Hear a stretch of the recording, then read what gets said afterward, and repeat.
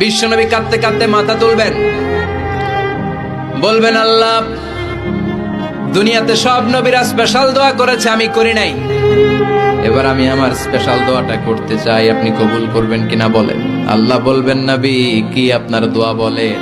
বিশ্বনবী বলবেন, আমার একটা উম্মত যার অন্তরের মধ্যে যাররা পরিমাণ ঈমান আছে, একবার আপনারে আল্লাহ বলে ডেকেছে, একবার আমি বিশ্বনবীর উপর দুরূদ পড়েছে, একবার শাহাদাতের বাণী আমার যে গুনাহগার উম্মত দুনিয়ার বুকে থেকে ঘোষণা দিয়েছে, ওই একটা উম্মত যদি জান্নাতে ঢুকতে না পারে, আপনি আমারে জান্নাতে ঢুকাতে পারবেন না। আল্লাহ বলবেন, সাল তুতা, সাল সাল তুতা, ওয়াশফা তুশাফা, শাফাত করেন নবী করেন, যার জন্য দোয়া করবেন আমি কবুল করে নেব। দুনিয়াতে বিশ্বনবী কম কষ্ট সহ্য করে নাই। 3 বছর শিয়াবে আবি তালেবে জেল খেটেছে। কয় বছর? দুর্ভিক্ষের বছরগুলোতে বিশ্বনবীর পেটে দানা পানি ছিল না। কলিজার টুকরা হাসান হুসাইন কই মাছের মতো ছটফট করেছে, জামিনে ক্ষুধার জ্বালায় বেহুশ হয়েছিল। বিশ্বনবী যদি ওই স্পেশাল দোয়াটা করতেন, জান্নাত থেকে খাবারের বস্তা পাঠিয়ে দিত। কেউ যদি আমারে কষ্ট দেয়, আমি বদলা নিতে চাই, ঠিক কি না? কিন্তু ইসলাম বলে বদলা না নিয়ে বদলে দাও। কি করবেন?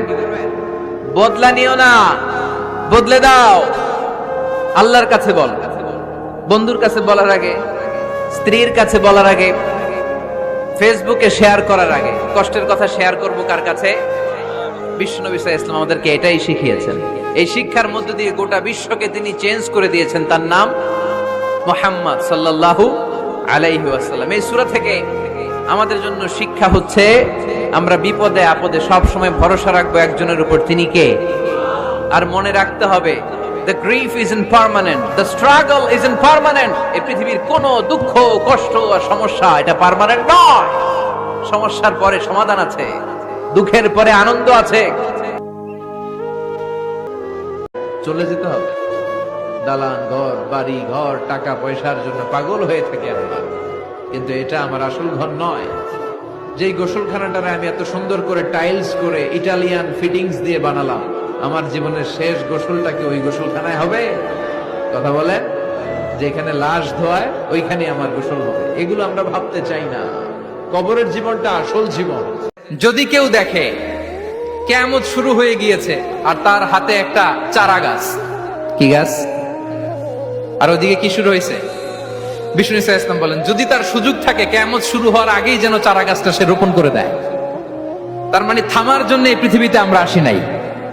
আমরা পৃথিবীতে এসেছি এই পৃথিবীকে আবাদ করার জন্য, এই পৃথিবীটা লিড করার জন্য, এই পৃথিবীতে শুধু সামনের ছোটার জন্য মুসলমানদের আগমন হয়েছে। চিল্লায় বলেন ঠিক কিনা?